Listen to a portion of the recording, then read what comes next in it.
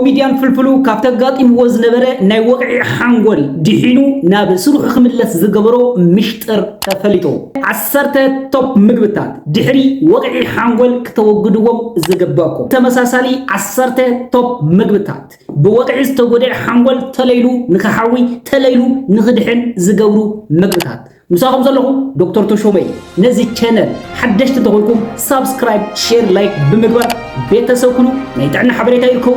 نغيت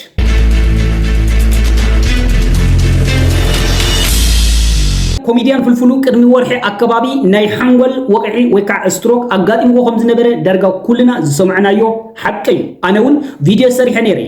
مسقانا نلعو الفتاري كوميديان فلفلو كافتقات إمغوز نبرة ناي وقع حنول ديحينو ناب نور سرحو جميرو خمزولو أبز فيديو زي تريقوان لهم يكم حدث ناي حنول وقعي أقات إمغو تليلو كافت زقات أمو ناي حنول موقداتي نخحاوي ناو نور سرحو نخملس زدرتو نقرات كنقلوكمي حدا عدميو اندحر اتساب نسو اتمتكعتني حنقول زوصحو اندحر من اسيتو خوينو تليلو ناي مدحان تليلو نافتو نور سرحات ناي مملاستو قولو علو بتمساسالي من قدي متأن نايتي استروك مالت بتي وقع استغوده كفال حنقول كنت يناي زاكل متنال نشتي انت خوينو تليلو نافتي نور ناي مملاستو قولو وتساب بتمساسالي من قدي اتي استروك زقاطمولو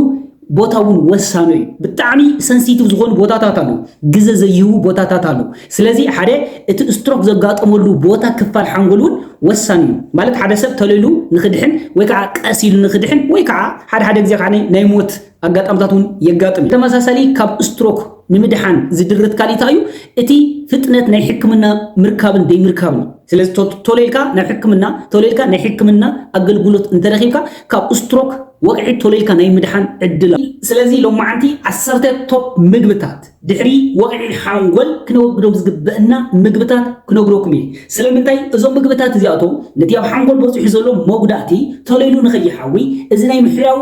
كنتاتو سلاززنغعون سلازدنغوين ازو مغبتات زياتو كنوغدو علنا قصري حدا دحري وقعي حانغول كنوغدو زغبئنا مغبي ازو شكر زحازو مستتات بالتعمي لعل زغون متن شكر زلون مستدا كمل بعل مريندا بيبسي فانتا كوكا سبرايت زوم سودا ويكا زوم سوفت درينك زياتو لعل زغون متن شكر يزلون لعل زغون متن شكر اندحر دحري ناي وقعي حنقول غزه نوسدو انت خوينا حدا اتوقعي حنقول نخملالس ناي مغبار تخولا لهم بتمساسالي اتي منقلي ويكا نستروك قالع زفطره شكوريا ويكا صقدم او قطصر نخيوعل زغورو مغبتات يوم بخمي كم زغونه اصبق ابيله كنغروكمي ازوم سوفت درينك انت ايوم تلكمني اوشتم فروكتوز አለዎም اوشتم ግሉኮዝ አለው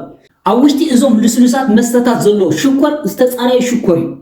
አፍቲ ውሽጢ ፈሳሲ ዘሎ ሽኮር ምንም ዓይነት حسر مسر ويكع ገለፋ ይውልን ምንም ዓይነት ሚነራል ይውልን ምንም ዓይነት معدنات ምንም ዓይነት ኤሌክትሮላይት ቫይታሚናት ይውልን ስለዚህ ዝተጻረየ ሽኮር ይዘሎ استتصاري شكر فروكتوز كوني خلي جلوكوز كوني خلي إزوم شكرات زياتهم لما عند أنا مسأتو بقطع أيوم نبدأنا زمتتو مناتو أما عند أنا كسلو نبدأ من خطوط زجبر جلفة يولون سلازي أودمنا خيلو لعل زغون جلوكوز حاف نخلي يجوا سلازي سونتكم نزي أودمكم زلوا لعل متن جلوكوز نعو كنترول المقبار إذا بانكرياس تبار ويكع قشته لعل زغون إنسولين تمنجو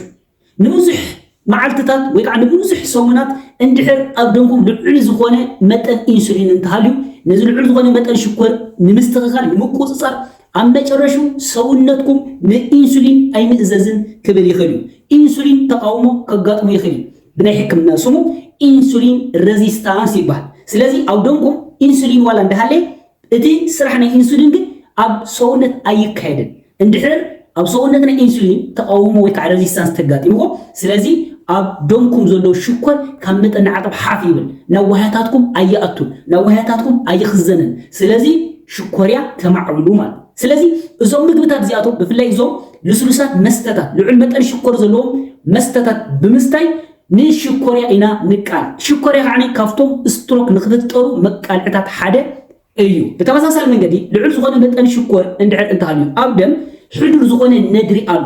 ኢንፍላሜሽን ተዋይዶ ይጽዋዕ ኢንፍላሜሽን እንድሕር እንተሃልዩ ሰራው ደምኩም እንታይ ይሆን ይጽቡ እንተ ጸቢቦም እንታይ ይፈጥሩ ደም ምርጋ ይፈጥሩ ደም እንተረግዩ ዝተፋላለየ ምክንያት ተፈርክቱ ናብ ሓንጎል ይኸይ ኣብ ሓንጎል ከይዱ ያዓጹ ካልኣይ ስትሮክ ንኸጋጥመኩም ምኽንያት ይኸውን ማለት እዩ ስለዚህ እዞም ልዑል ዝኾኑ ሽኮር ዘለዎም መስተታት ምግብታት ድሕሪ ናይ ወቕዒ ሓንጎል ግዜ ክውገዱ ካብ ዘለዎም ምግብታት እዮም ካልኣይ ምግቢ ድሕሪ ወቕዒ ሓንጎል ክነወግዶ ዝግበአና እዚ ፕሮሰስድ ስጋ እዩ ብልዑል መስርሕ ዝሓለፈ ስጋ ንኣብነት ሳውሴጅ ባኮን ሆት ዶግ ሃም እንብሎም ዓይነታት ፕሮሰስድ ስጋ እዚኣቶም ድሕሪ ወቕዒ ሓንጎል ክነወግዶም ዝግበአና ምግብታት እዩ anyway processed ዝኾነ ስጋ ድሕሪ ወቕዒ ሓንጎል ጥራሕ ይኮነን ክንወግዶ ዝግበአና ካብ ዕለታዊ ምግብና ክንወግዶ ዝግበአና ዓይነት ስጋ እዩ እዚ processed ስጋ ምክንያቱ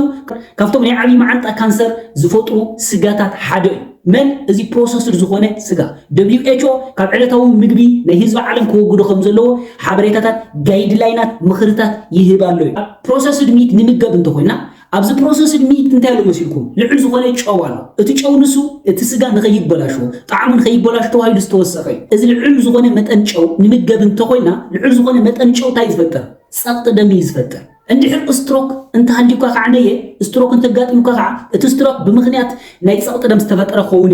ነቲ ስትሮክ ተመሊሱ ንኸጋጥመካ ተመሊሱ ናይ ስትሮክ መጥቃዓት ንኸጋጥመካ ትገብር ኣለኻ ብተመሳሳሊ እቲ ኣብ ሰውነትካ ዘሎ ጸቕጥ ደም ንኸይትቆጻጾ ዕንቅፋት ይዝኸውን እዚ ፕሮሰስድ ሚት ብምምጋብ ማለት ተመሳሳሊ መንገዲ ኣብ ውሽጢ ፕሮሰስድ ሚት ታይሎ ናይትሬት ናይትራይት ዝበሃሉ እዚ ስጋ ንኸይበላሾ ዝውሰኹ ንጥረ ነገራት ቅመማት ኣለዉ እዞም ቅመማት እዚኣቶም ኦክሲዴቲቭ ስትረስ እዮም ዝፈጥሩ ኣብ ሰውነትኩም ሕዱር ዝኾነ ኢንፍላሜሽን ሕዱር ዝኾነ ነድሪ ንኽካይዱ ሕዱር ዝኾነ ነድሪ እንድሕር ኣብ ሰራውር ደም እንተሃልዩ ኣብ ሰራውር ደምኩም ንኽጸቡ ጥዕና ሰራውር ደም ዝተናግዕ ዝተበላሸው ንኽኸውን ስለዚ ኣብ መጨረሹ እዞም ሰራውር ደምኩም ደም ንኽረግጥ ምኽንያት እዮም ዝኾኑ ደም ረጊኡ ኣሎ ማለት ናብ ሓንጎልኩም ክኸይድ ይኽእል ዝረግአ ደም እቲ ዝረግአ ደም ናብ ሓንጎል እንተኸይዱ ኣብ ሓንጎል ዘለዉ ትቦታት ንእሽቶ ዋክዮም ከይዱ ይዓፁ ካልኣይ ስትሮክ يقاطمكم سلازي بروسيسد ميت دحري ناي وقع حنقول ግዜ ክትወግድዎ ኣለኩም not only ድሕሪ ናይ ወቕዒ ሓንጎል ኣብ ዕለታዊ ምግብኹም ክትወግድዎ ካብ ዝግበአኩም ምግብታት ሓደ እዚ ፕሮሰስድ ሚት እዩ ሳልሳይ ምግቢ ድሕሪ ወቕዒ ሓንጎል ክትወግድዎ ዝግበአኩም ብልዑል ዘይቲ ዝተጠበሱ ምግብታት ብልዑል መጠን ዘይቲ ዝተጠበሱ ምግብታት ከም ልብዓት ፍሪድ ቺከን ከምኡውን እዚ ዶናት ኩኪስ እዚኣቶም ብልዑል ዝኾነ ዋዒ ዘይቲ ዝተጠበሱ ምግብታት እዮም እዞም ምግብታት እዚኣቶም ድሕሪ ወቕዒ ሓንጎል ካብ ዕለታዊ ምግብኹም ክትወግድዎም ኣለኩም ንምንታይ እንተይልኩም ዘይቲ ኣብ ልዑል መጠን ሙቐት ክበስል ከሎ ክረስን ከሎ እንታይ ይፈጥር መሲልኩም ፍሪ ራዲካላት ይፈጥር ኦክሲዴቲቭ ስትረስ ይፈጥር እዞም ፍሪ ራዲካላት እንታይ ዝገብሩ ኣብ ውሽጢ ደምኩም ኣትዮም ርስሓት እዮም ዝኾኑ ስለዚ ንዋያታትኩም ዕድሜኦም ዝሕፅሉ እዮም ንዋያታትኩም ዝጎድኡ እዮም ንሓንጎልኩም ዝጎድኡ እዮም ንሰራውር ደምኩም ዝጎድኡ እዮም ስለዚ በአጠቃላይ እንታይ ዝባል መሲልኩም እዞም ፍሪ ራዲካል ናይ ደም ርስሓታት እዮም ስለዚ ኣብ ደምኩም ርስሓትኩም ተጣራቅሙ ዘለኹም እንድሕር ፍሪድ ቺከን ትምገቡ ተሃሊኩም ምክንያቱ እቲ ዘይቲ ንሱ ልዑል ሙቐት ክረክብ ከሎ ናብ ጎዳእቲ ዝኾኑ ኬሚካላት እዩ ዝቕየር ስለዚ እዞም ጎዳእቲ ኬሚካላት ኣለዉ ማለት ሕዱር ዝኾነ ነድሪ ኣሎ ሕዱር ዝኾነ ነድሪ እንተሃልዩ ከዓነየ እዚ ትቦታት ናይ ደም ይጸብብ ትቦታት ደም ጸቢብ ኣሎ ማለት እዚ ደም ይረግብ ደም እንተረግዩ ስትሮክ ከጋጥመኩም ይኽእል ስለዚ በጭራስን ድሕሪ ስትሮክ ወይ ከዓ ወቕዒ ሓንጎል እዞም ብልዑል መጠን ዘይቲ ዝተጠበሱ ምግብታት ካብ ዕለታዊ ምግብኹም ክትወግድዎም ኣለኩም ብተመሳሳሊ መንገዲ እዞም ምግብታት እዚኣቶም ትምገቡ ትኾይንኩም ክብደትኩም ካብ መጠን ዓቐብ ክትውስኹ እዮም ዝገብሩ ምክንያቱ ዘይቲ ካብ ካርቦሃይድሬት ንዓቐብ ካብ ፕሮቲን ንዓቐብ ልዑል ዝኾነ ካሎሪ ኣሎ ንኣብነት 1 ግራም ዘይቲ ካብ 9 ኪሎ ካሎሪ ኣሎ 4 ግራም ካርቦሃይድሬት 9 ኪሎ ካሎሪ 1 ግራም ዘይቲ 4 ዕፅፊ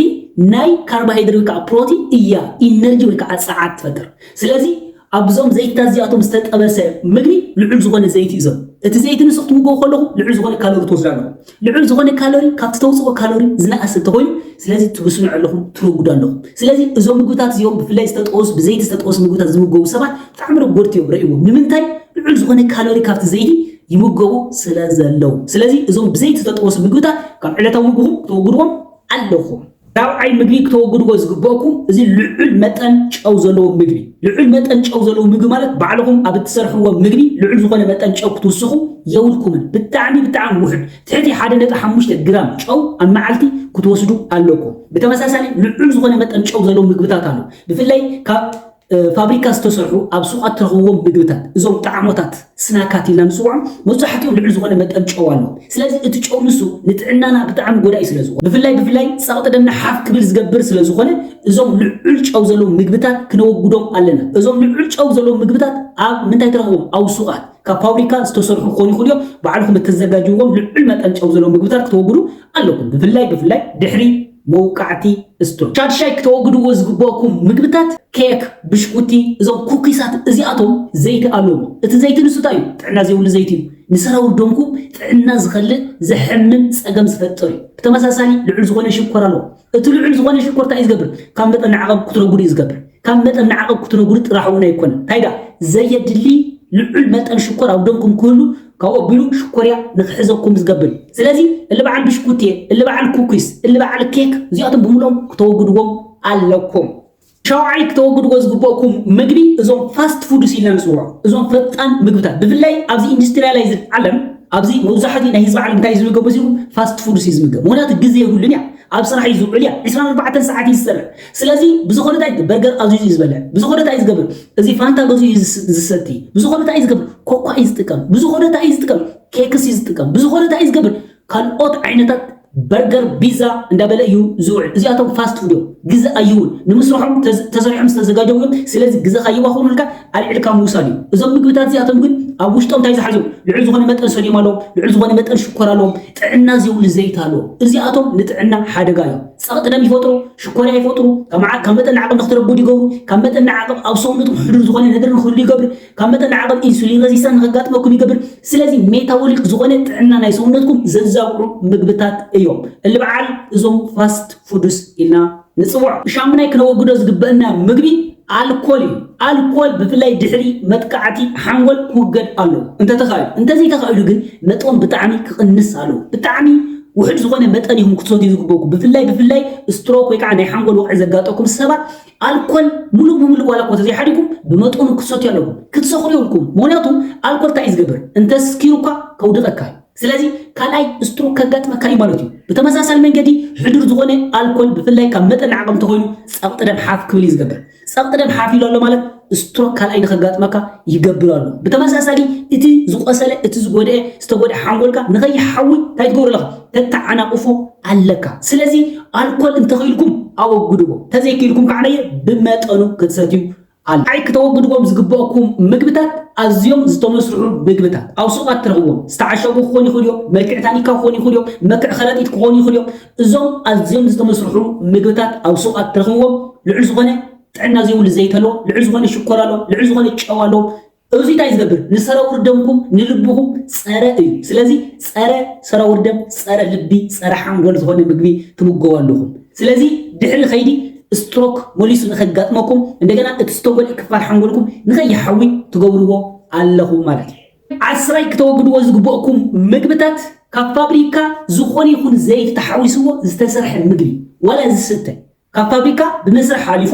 ዘይቲ ተወሲኽዎ ናብ ዕዳጋ ዝቐረበ ዝኾነ ይኹን ዝስተ ዝኾነ ይኹን ዝብላዕ ምግቢ ክትወግድዎ ኣለኹም ንምንታይ ከምኡ ዝብለኩም ዘለኹ እቶም ፋብሪካታት ዝጥቀምዎ ዓይነት ዘይቲ ብጣዕሚ ርካሽ ከምኡ እውን ጥዕና ዘይብሉ ዘይቲ እዮም ዝጥቀሙ ምክንያቱ ንግዲ እዩ ዓለም ንዕኻ ናይ ባዕልኻ ጥዕና ይግድሾምን ስለዚ ካብ ፋብሪካታት ዝስርሑ ምግብታት ኣለዉ እዞም ምግብታት እዚኣቶም ዘይቲ ይሕወሶም እዩ ኣብ ብሕቅ ከለዉ ክልወሱ ከለዉ ዋላ ምስ ተሰንኮቱ ይሕወሱ እዞም ዘይትታት እዚኣቶም ጥዕና ዘይብሎም ዘይትታት እዮም ስለዚ ካብ ፋብሪካ ብዝተፈላለየ መስርሕ ሓሊፉ ዝተሰርሐ ምግቢ ዘይቲ ዘለዎ ስኮር ዘለዎ ጨው ዘለዎ ዝኾነ ይኹን ምግቢ ናይ ፋብሪካ ክትወግዱ ኣለዎ ሕዚ ከዓነየ 10 ቶፕ ምግብታት ዝተጎድአ ክፋል ሓንጎል ተለይሉ ንኽሓዊ ናይ ምሕዋይ ፍጥነቱን ንኽፈጥን ንኽውስኽ ዝገብሩ ምግብታት ክነግረኩም እየ ሓደ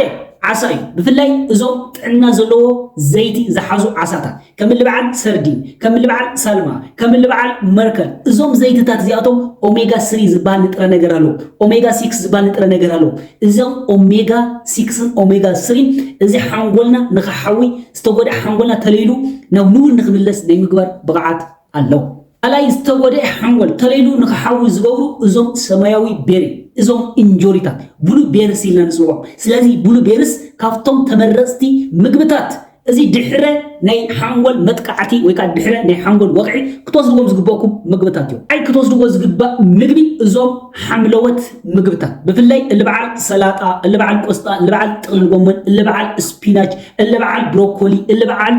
ኬን እዞም ኣሕምልትታት እዚኣቶም ንጥዕና ሓንጎል ብጣዕሚ ወሰንቲ እዮም። ብተመሳሳሊ መንገዲ ኣብ ውሽጦም ዘሎ ቫይታሚን፣ ኣብ ውሽጦም ዘሎ ማዓድናት፣ ኣብ ውሽጦም ዘሎ እዚ ቅመማት ሓንጎልኩም ንኽድሕን ሓንጎልኩም ተለይሉ ንኽሓዊ ናይ ምግባር ብቕዓት ኣሎ። ስለዚ እዞም ኣቁፅልቲ ብፍላይ ፀልም ዝበለ ቆፅሊ ዘለዎም ምግብታት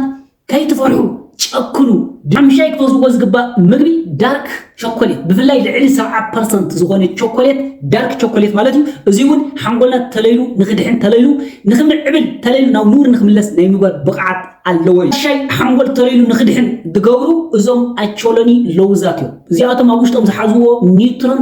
ሓንጎልኩም ተለይሉ ንኽሓዊ ተለይሉ ናብ ኑር ንኽምለስ ናይ ምግባር ብቕዓት ኣለዎ። ሻውዓይ ዕርዲ እዩ። ኣብ ውሽጢ ዕርዲ ዘሎ ንጥረ ነገር ሓንጎል ተለይሉ ንኽድሕን ሓንጎል ጥዕኑ ዝሓለወ ንኽኸውን ናይ ምግባር ብቕዓት ኣለዎ። ኣብ ውሽጢ ዕርዲ ዝርከብ ኩርኩሚን ዝበሃል ንጥረ ነገር። ታሽዓይ ቆፃል ሻሂ ወይ ከዓ ግሪን ቲ ኢልና ንፅውዖ ማለት እዩ። ግሪን ቲ ወይ ከዓ ቆፃል ሻሂ ንጥዕና ሓንጎል ካብቶም ወሰንቲ ዝበሃሉ ምግብታት እዩ። ስለዚ ኣብ መዓልቲ ሓደ ወይ ክልተ ክትጥቀሙ ኣለኩም ግሪን ቲ። ዓስራይ ንጥዕና ሓንጎል ወሳኒ ዝኾነ ኣቮካዶ እዩ። ኣብ መዓልቲ ሓንቲ ኣቮካዶ ንጥዕና ሓንጎል ጥራሕ ኣይኮነ ንጥዕና ሙሉእ ሰውነት ወሳኒ እዩ። ስለዚ እዞም 10 ቶፕ ምግብታት ድሕሪ ወቕዒ ሓንጎል